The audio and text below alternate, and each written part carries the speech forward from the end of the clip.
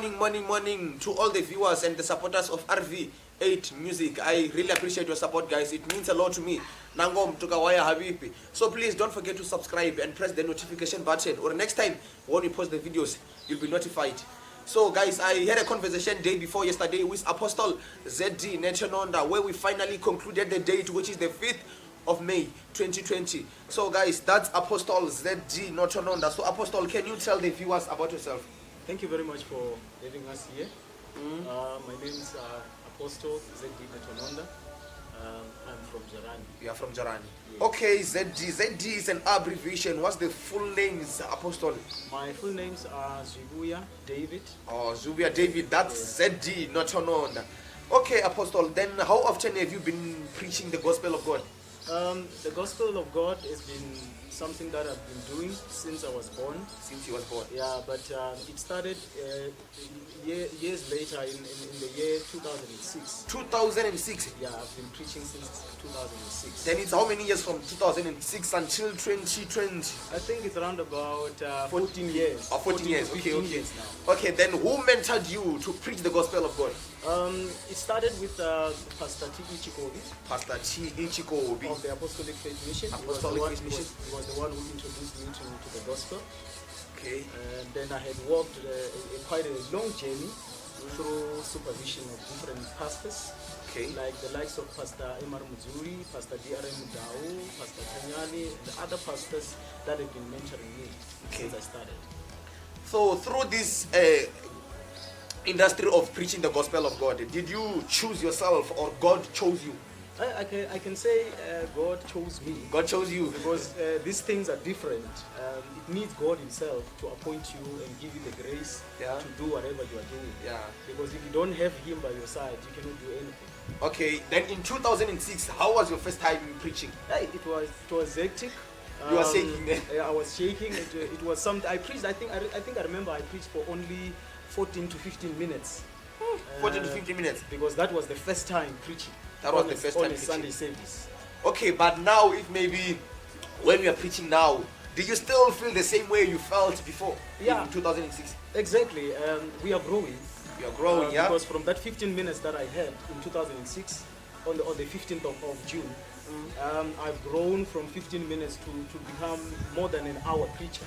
Yeah. So I can say by the grace of God, we are moving from grace from one level to another. Okay.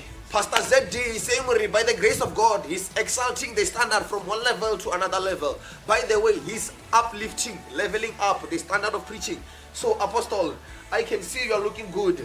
Can I ask, are you still dependent or independent? I can say I'm dependent. You are dependent. Yeah, I'm dependent. Okay. I'm not independent.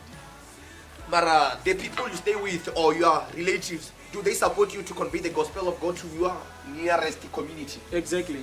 The people that I stay with, they are my number one supporters. They Number one support supporters? everything I do. Okay. Most of the time when we travel, because our ministry is based on traveling, Okay. they usually travel with me. Especially my mom. She's the one who prays for me. We discuss these things of the gospel, and she supports me That's in really everything that I do. That's really good. Your mother's prayers keeps you working.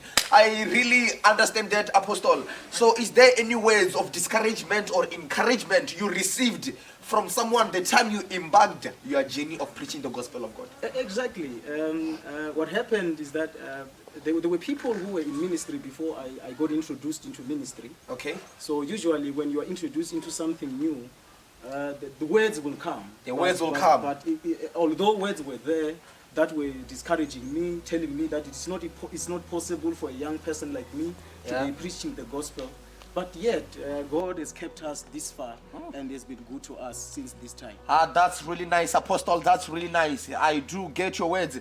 So, Apostle, do you have an independent church or you preach under the other's church name? Currently, I'm working at Chifuranani Uniting Reformed Church. Chifuranani Uniting Reforms. That's where I'm based. That's where you're but based. Usually, our ministry is based on traveling. So now I'm not a church. I'm not a one church preacher.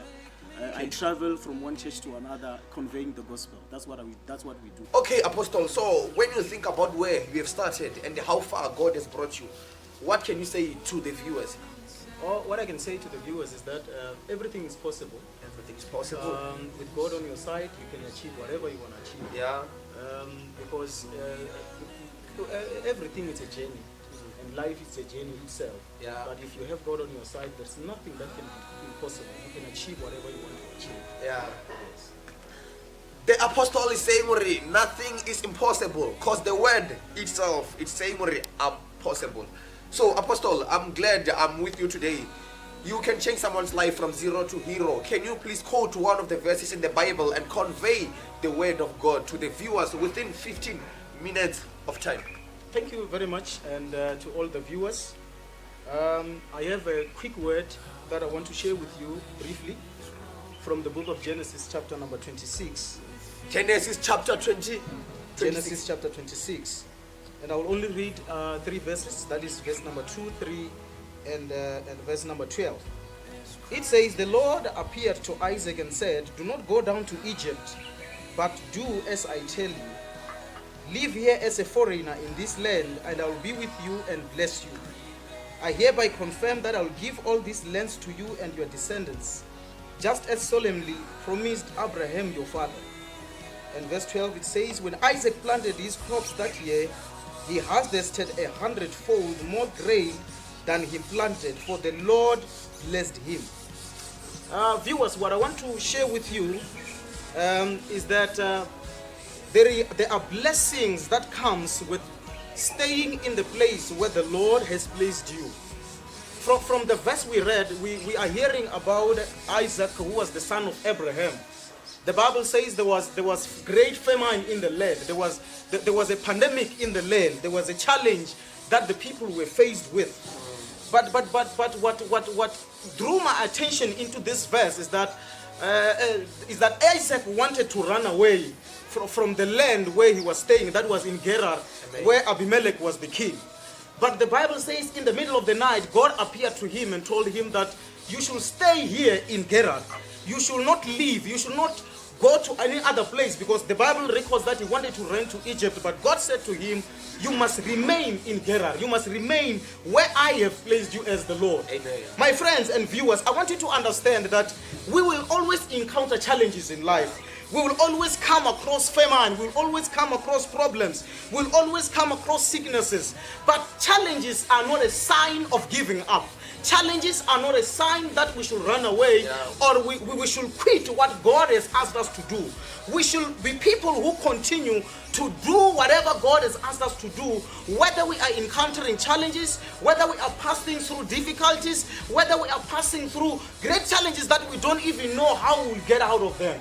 But I want you to understand there are 3 powerful fundamental things that God shared with him, or God wanted Isaac to learn out of this scripture. Number 1, God wanted him to accept the challenge of staying as a foreigner in the land.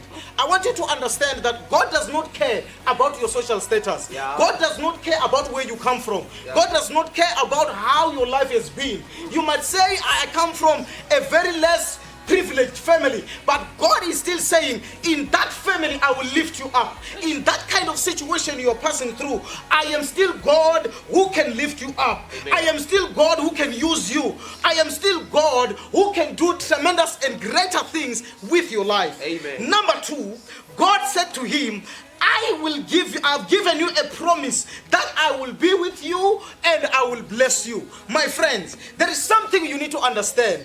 God will never allow you to pass through a challenge alone. Amen. God will never allow you to walk in a journey alone. In each and every journey that we are made to pass through, or in each and every journey that we are made to walk on, God will always give us the grace. Amen. God will always empower us. Remember in the book of Psalm chapter 23 verse number 4, the Bible says, although we walk in the valley of shadow of death, God had given us a promise that I, the Lord, I will be with you. Amen. I am saying, in that kind of situation you might be going through, in that kind of distress you might be encountering in life, God is still saying, I am the Lord who will walk with you. Amen. You will never walk through a situation alone. Number 3, God wanted to show him that I am the Lord of provision in times of distress. Yeah. Listen to me. The Bible says there was great famine in the land. Amen. It was in the year where others were not harvesting because there was great famine in the land. But listen to me. It was on that same year, that is verse number 12. The Bible says on that same year, Isaac harvested 100-fold. What am I saying to you? I am saying when others are failing, where others have failed, you shall be successful. Yeah, where others have failed, that is not a sign that you must stop doing things that you are supposed to do. Amen. Just because others are failing, just because others are not making it, it doesn't mean you should quit. Amen. It doesn't mean you should stop doing what you are supposed to do. The Bible says on that same year, Isaac harvested 100-fold. What am I saying to you? I'm saying seasons will come. Yeah. Seasons will change. Amen. Sometimes things won't work out for us. Sometimes things will be difficult. Sometimes we won't even understand what is going on with our lives. But I'm saying God is still God of provision. Amen. God will still provide. God will still take care of our needs. Whenever we are passing through challenges, whenever we are passing through difficulties, we are never alone. God is with us, and He will always give us the grace to continue doing things that others have done and failed, that others have tried and failed. But with God on our side, everything is possible. Amen. I want to conclude quickly by a verse that we all know, and that is Luke chapter 1, verse number 37. Okay. The Bible says, because there's nothing that is impossible with God. These words were being uttered to a priest. Yeah. That was Zechariah and his wife Elizabeth. The Bible says they had reached an old age. They could not give birth, but by this time God had appeared to them and said, I am still the Lord of provision. Amen. I am still God who will come and provide. Yeah. I am still God who will come and lift you up. Yeah. I'm still God who will come in your intense situation. I know you are distressed. I know you don't even understand what is going on with your life. You are a pastor, you are a man of God, Zachariah. You are a man of God together with your wife Elizabeth. But I'm saying I am the Lord, and there is nothing that is impossible with me. Viewers, I want to encourage you.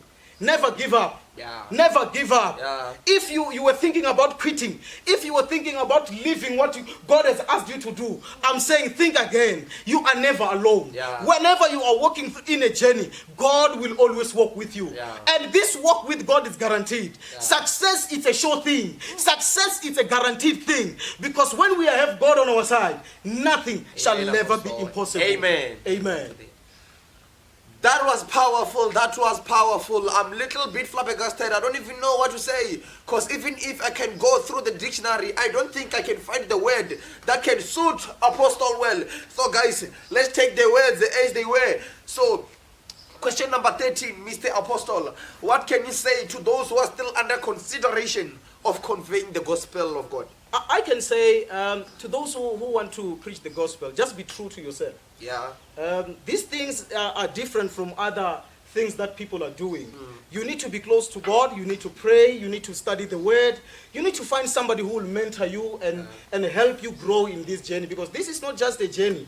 It needs a lot of advices. It needs a lot of people who will come into party and assist you and show you the way and show you how things must be done.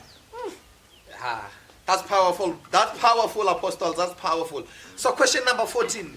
What's your contact details if someone wants to contact you, maybe to hire you or to ask you something about this preaching gospel of God? All right, I have my Vodacom numbers. That's where people can call me. That is 072 069 9900. Those are my Vodacom numbers. I beg your pardon, please. 072 069 9900. 9900. Check the numbers on the screen. Vodacom numbers. And we are also on WhatsApp. I'm also on WhatsApp. WhatsApp number? That is 072 683 7225. 755. Apostle, do you have an email address? Yes, I do have an email address. That is apostledavid2@gmail.com. Apostle David 2. Where's letter Z there? There's no Z there. There's no Z there. Okay. Guys, email will be written down there. So, what can you say to all the viewers of RV8 Films and the supporters of Tanyani Communications? I can say, let's keep on supporting these guys. They are our local heroes. They are doing what God has asked them to come and do. Yeah. And to you viewers all over the world, I'm saying everything is possible. If you can dream it, you can have it. If you have that passion, go for it. God will give you the grace to continue and advance in whatever thing you are doing. Guys, we know the beginning is always the hardest part. So Apostle was saying he was preaching the gospel of God. I'm feeling blessed too. So guys, stop wishing and start doing. Remember, the pain of doing something is bigger than the pain of regression. Please don't forget to subscribe and press notification button. Da. I shall wait upon